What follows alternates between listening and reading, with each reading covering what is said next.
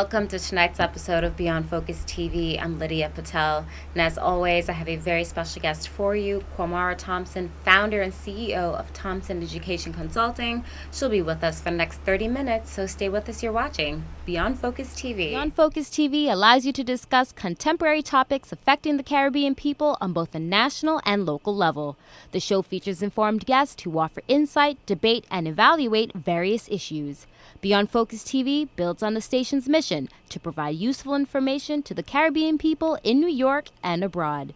Beyond Focus TV, where our viewing audience can get educated, informed, and empowered. Welcome back. You're watching Beyond Focus TV. I'm Lydia Patel. Like I said, I have a very special guest for you, Miss Kwamara Thompson. Welcome to the program. Thank you. Thank you for having me. Well, it's great to have you here. We love having people in the community who we consider movers and shakers. And we chose you because you have something great to bring, a great message to inform everyone about here in the community today. So it's great to have you. So welcome. Thank you so much. I appreciate it. It's an honor to be here. So totally sidebarring before we even dive into it, but just looking at you, I was like, I love your fashion. If I didn't know, I would think you're in fashion. I was like, oh yeah, she's got to be like artistic or a designer. But it's education, which is kind of artistic on its own. That's true. And actually, in all fairness, I do have a very creative, artsy side. When I was 8, I wrote children's books and illustrated them and sold them to kids because apparently when I was 8 years old. So you got a little hustler. Yeah, I've always been an entrepreneur and a hustler. So that's why I really have always loved the creative arts, and that has really helped me with my education work as well. Absolutely. So tell everyone, who is Kwamara Thompson? So Kwamara, obviously a very unique name, which I think definitely fits the person. I strive to be someone who really tries to give back to the community. I very much 100% believe that education is the civil rights movement of our time. It is the equalizer. It is the reasons why people don't have access and equity to different opportunities, and so it is definitely my life's goal and passion to make sure that everyone has the same opportunity so that they can grow and achieve and be the best citizens they can. Absolutely. So how old were you when you actually discovered your love for education, that you kind of decided, and it may not even have been when you were younger, it could be something you fell into, but kind of tell us about your journey. Yeah, totally fell into it, so I'm glad you said that. Totally not a straight line. It was very zigzag, as most sort of professions and careers are. So to be honest, back to the creative side, I was a writer. I wrote poetry and I was published in 5th grade for the first time. So you were published? Yeah, in 5th grade? I wrote this poem about slavery. I went to a prep school and your shirt. Yeah, so hey, your founding fathers owned slaves. I mean, I like to tell the truth, and the truth is always there in front of you. But you have to confront it. You have to. And this is not to make anyone feel uncomfortable. Well, maybe a little bit, but to have dialogue, which I think is really important. But yeah, so I've always been a writer, and so that's how I really express my art. And so all that to say that I got into NYU Tisch School of the Arts because I created a documentary around race relations of my hometown in New Jersey. I won't say what it is because I don't want to blast everybody out from that town, but we had some issues around race relations, and I made a documentary around it when I was 17, and that allowed me to get into NYU Tisch School of the Arts.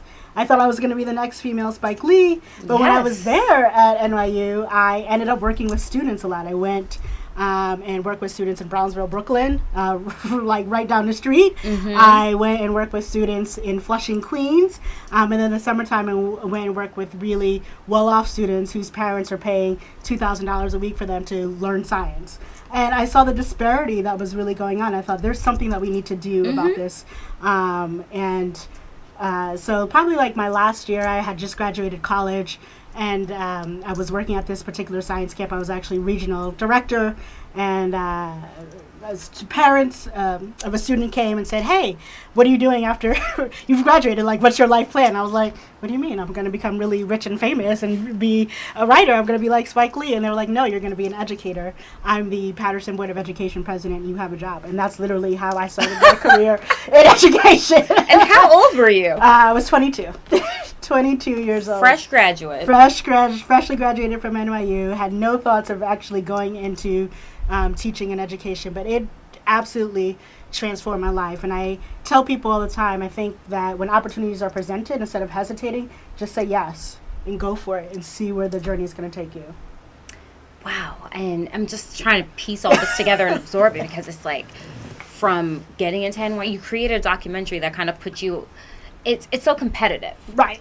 It's so you had something that kind of gave you that edge. They looked at you. Now, of course, some of the more prestigious schools, they have to have a certain amount of tokens, so it's to your favor to like check off Black, other, yes, absolutely, on the applications. And anytime I coach people with that, it's like, yes, you definitely want to be able to put that out there. Yeah. But you created something, got in, but then you have someone from the Board of Ed telling you, no, we want you. Yeah. How did that make you feel? It made me feel amazing. I think I went home that day and I was like, Mom, Dad, I think this is what I'm going to do. And they were really wedded to me actually having a career in film and arts, because they think that I'm really talented, and they have been extremely supportive of that career and that trajectory that I was taking. But they also knew that in education, you need talented, stability, creative people. And yes, of course, it's also a stable thing. But I think ultimately, here in the U.S., we kind of get it backwards, right? Like most other countries always have their smartest, most creative people be educators. Here in the U.S., we've kind of looked down on people who are sort of in the teaching and education profession. We don't pay them their amount of money. We don't give them the respect that they should. And I think that we resources and the tools. Yeah, we don't give them the resources and give them tools. And I think it's absolutely backwards, because without your teachers, without your educators, where would any of us be? You brought up an excellent point, and I consider myself well-traveled. I've been to many countries, and you would see it that even in poor countries, the respect level of the teachers. That's right. Because it's parent and school. That's right. That's right. But only here, like, you were so spot on with it. We're like, oh, well, she works in education. Right. Like, what is that? Oh, she teaches 5th grade. Yeah, exactly. I used to get so much commentary because, I graduated cum laude and all this other things, and people, you're so smart. Why are you just an educator? And I was like, wow, is that really the conversation we should have with people who we think are really smart? Like, that you're entrusting your children with? Yeah. I mean, that's a little strange to me. But I'm hoping to help be one of the folks that's changing that dialogue and what we're thinking about when it comes to education. And when did you decide to make your own education consulting? Because clearly you're consulting everyone right now, so this is like a free session, so this is great. But when did you really decide to form it into another layer of business? Yeah, great question. I can tell you there was like some really great aha moment. It's probably very much like my story. Opportunity sort of dropped my lap, and I just said, yeah, that sounds like a good idea. Let me do it. Let me go for it. And so let me backtrack. I've always believed in having multiple streams of income. So even when I was a kid in high school, in college, I had like 3-4 jobs. Did I need 3-4 jobs? Probably not, but I like the idea of just having different streams of income, saving my money, being able to travel and do different things, and not having to worry about, can I do X, Y, Z? When opportunity comes up, I want to be able to say, yes, I can do this. And so I've always been a hustler to that degree. So even when I was working in education, I still had other jobs and hustles that I was kind of doing. Part of that was using my creative talents and writing curriculum for different districts. And I was just doing that as just an independent contractor. I wasn't thinking about forming a business around it. But anyway, an opportunity sort of presented itself based off of some work that I was doing in the classroom, where I was sort of getting elevated to the superintendent level, and people were like, hey, we really like what you're doing. Can you sort of replicate that and help other educators do the same thing that you're doing? Because you're getting some really great results with students that are in historically underserviced populations, a lot of gang activity going on, students who really had so many other things to worry about that school was kind of like the last thing on their mind. And that being said, they were always coming to my class. My class was not easy. I was an English teacher. I taught AP English. I was very hard. I made kids. In order to graduate high school, when you were under my class, you had to write a 20-page research paper. I had very high expectations for students. Hold that thought, because we're going to get back into that. We'll take a quick break. We'll be right back. You're watching Beyond Focus TV.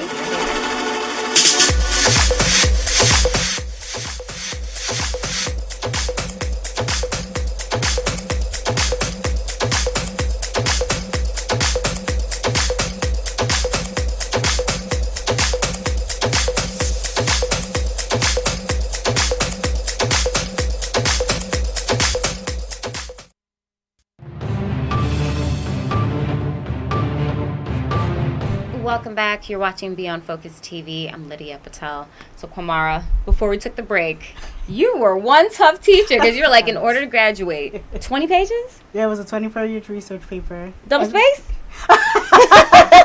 Double space? You could double space it, yes, of course. It would have to be typed up. I mean, but these are students who had to go to the library to type, and people thought I was absolutely insane and crazy because some of these kids could barely write a 5-page essay. I said, no. They're only writing a 5-page essay because that's the expectation that you have for them. My expectation is much higher, and they're going to get there. And they all did. I mean, really? We were crawling. There were some times I was like, I'm going to pull out my hair, and I'm going to kill you, and you're going to kill me. But we're going to come together. And they really, I mean, a lot of those students now still call me and really tell me thank you. They really appreciated that work. But all that to say, so people wanted me to sort of start a consulting business around some of the things that I was doing. And I decided, yes, I will go ahead and do it. And so that's how I started Thompson Education Consulting. There you go. And then side hustled it up. made its way. And then we have also Sisters on Fire. Yes, absolutely. Let's definitely focus on that. I want to take a couple minutes to really inform everybody about that. Yeah, so Sisters on Fire is a play. That's really about what is the Black woman experience here in America. It goes through poetry, prose, it has song and dance. It's a lot of different vignettes, so you can think a little bit about the vagina monologues, and like how you can or even Alvin Ailey, if you go to see Alvin Ailey, like you can go see one production one time and you see a certain number of vignettes, and then you go next year and you see the production again and you'll see a certain different number of vignettes. So it always feels like a new experience. I think the thing that's really important about Sisters on Fire, besides talking about the Black women experience, is that it's actually really relatable. It's a human experience. And then every time that we do a live production, we always have a talk back session. Where people can really voice their thoughts and their opinions and have their own aha moments, or come back and challenge the cast or challenge the writer, challenge the producer, and say, hey, this made me feel X, Y, Z. And we have a really safe environment. We create a safe environment where people can really talk and start sort of healing the, let's be real, here in America, we have a lot of racial issues. And I hate when people want to, put it under the carpet, right? Put it under the carpet. No, you have the Black president. Okay, that's not. What does that have to do with systematic racism that has happened here in the country? Absolutely nothing. So let's talk about that, and let's be really respectful in that way, and really let's heal together as human beings, because I do believe that America could be a great country. I'm not quite sure we're there yet, though. And you touched upon that, because a lot of us sometimes, especially because we're in New York, the tri-state area, we see this is the most diverse. There's one of every single country represented here. Yes, absolutely. Right? There is, yeah. So we're kind of in a bubble to a certain degree. Yeah, I agree. If you go to public school here, you're mixed amongst everybody. Everybody, yeah. Which is great. You step out, and that's kind of where you realize there's you're either Black, white, or Mexican. I don't even look at myself as my parents are just from Trinidad. I'm mixed, but people know what West Indian is. Right. You go to other places, they're like, they have no so idea. what are you? Yep, and I'm like, human. It's amazing. Like when I travel quite a bit, as you know, and for my business, I'm all over the place, rural America, et cetera, et cetera. And it is amazing how they think this is that. I mean, but it's sad. They think like every Spanish person's from Mexico. Yes. I'm like, there's actually, and I was literally like, there's really a country that's called Spain. So there are people from Spain who are Spanish. There's Central America. There's South America. And they're like, what? They're literally like flabbergasted. Like, what are you talking about right now? Absolutely. It's amazing. Jamaica's the only Caribbean island. Yeah, exactly. So, and they got to represent for everybody. So we have to have these experiences. We have to be able to, and so this is why Sisters on Fire, I think, is really important too, because we're in the middle of setting up tour dates where we're going to go across the country to really have these experiences and really bring people and say, like, this might be the first time you ever thought about what is it like to be a Black woman or even a woman here in the United States. What are those experiences like? And a lot of people had aha moments. What I also loved about doing Sisters on Fire is that the majority of our audience was not necessarily Black American. We had very mixed audiences. They were from all walks of life. Of course, to your point, it was here in New York City. We had a 12-week run down in the East Village. So I guess inherently we would have had like all kind. But still, it was a very, exactly, very eclectic, very mixed. And people just loved it. It didn't matter what walk of life they came from. They just felt like they came away and learned something and felt safe to talk about the things that they wanted to talk about. Now, which aspect of the Black woman is primarily focused on? Meaning, we see a lot of the professional Black woman. What about maybe not the professional Black woman? Just, she's still a Black woman, but, she's not running a family, running a business. We see a lot of that, which is fantastic. But then sometimes we're forgetting about those who are still trying to come up and who may not have all those accolades under her belt, but still has to deal with struggles. Right. So the play focuses really on a young Black girl who's in college, first year, going to first generation college student. Mm-hmm. So really just making those struggles, and then she sort of goes through time. So there's no one archetype that we particularly elevate over another. You see Black women in slavery time talking about. We see Black women talking about what it was like to be through the civil rights. You do see single mothers being represented. You see all of it around the gamut. We also touch upon Black love and what does it mean. Black love in several different forms, right? Male-female relationships as lovers, but just male-female relationships as brothers and sisters out here in this struggle, which also I think is something that we don't always talk about. We also talked about like some of the division that can happen amongst ourselves as sisters. Like, how can we overcome that and really come together as a sisterhood and say like, and we also talk about colorism, right? There's a piece in there about what does it mean to be light-skinned here in the U.S. Oh yes, yeah, I'm sure that's something that a lot of us can in our different ways can really start thinking about. That is a huge. Yeah. I mean, I would love to even just do a show just on that, because within the islands, it's not racism; it's colorism. That's right. How light is your skin? Can you pass the brown paper bag test? Mm-hmm. How, the texture of your hair. Yeah, exactly. And it's so much. And if you look at grandparents or older people, it's so ingrained into them. So it comes naturally, just like, okay. Yeah, exactly. You can allow it because they're never going to change. Yeah. But you still have to always try to be a vessel of change and do better and not keep perpetuating that. Yeah, so I definitely agree. Right. But we'll take a quick break. We'll be right back. You're watching Beyond Focus TV. Stay with us.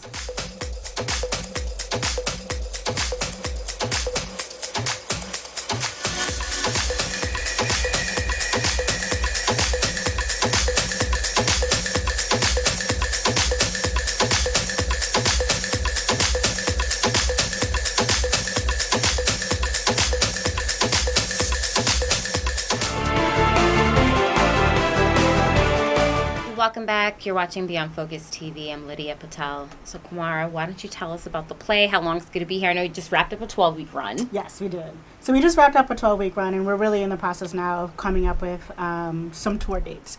The tours are going to take several different forms. So we're doing a college tour. We're trying to put a church tour together. As we know, church is like sort of the foundation of the Black community. Yeah, exactly. They love their plays. They're so supportive. And we're also actually looking into doing a high school / middle school public school tour. And we're writing curriculum right now around some of the pieces to really start digging deep into the institutionalized racism that is happening. And schools is probably one of the best places to do that, right? Students are young, they're experiencing it, but maybe not be able to really talk about it. And so here's a safe space to be able to discuss what it looks like, what it feels like, what it sounds like, and how they can start to heal from those issues. Actually, why don't you go to sistersonfire.com to see when all the dates are coming up. We're taking a break over the summer, but we'll be kicking back off in September. And our goal is to definitely hit the tri-state area and then, like I said, go across the country from that point. Wow. And to also take it internationally. We're in talks right now to bring it to Jamaica, speaking of. Ooh, yeah, okay.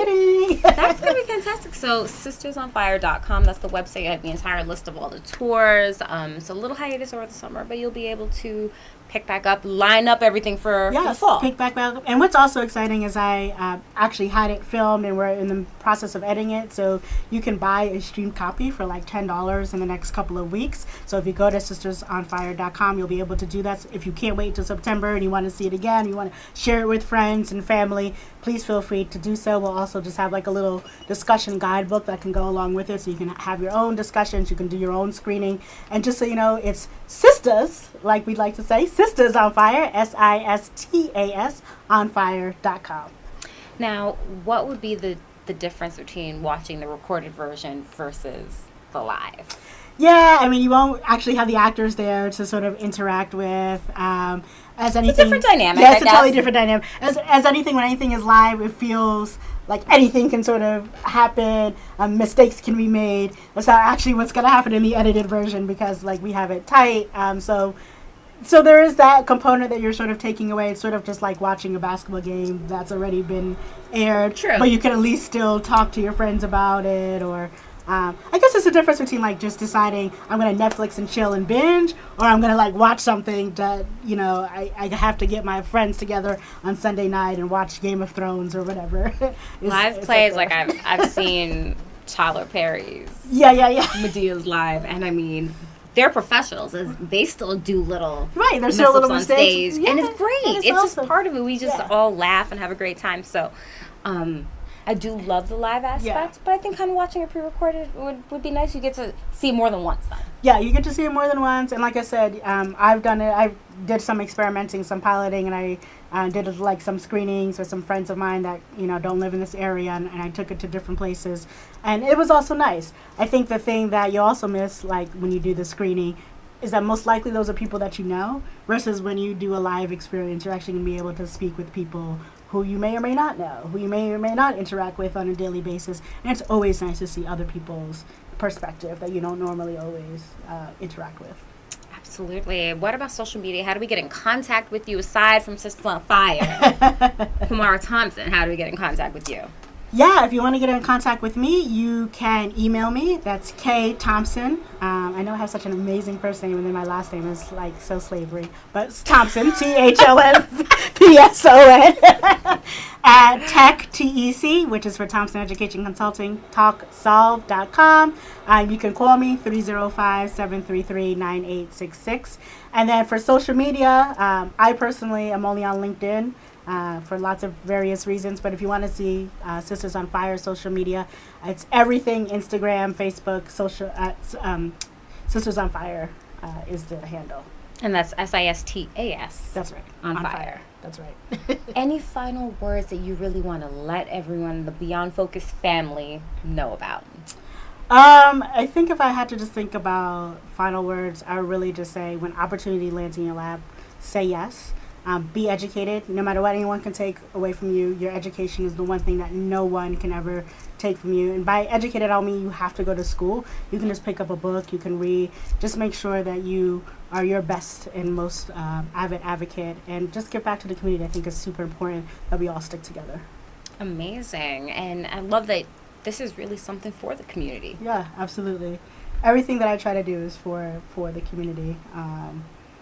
I'm not really sure what our purpose is here if we're not trying to help out humanity and the communities of which we serve and are a part of.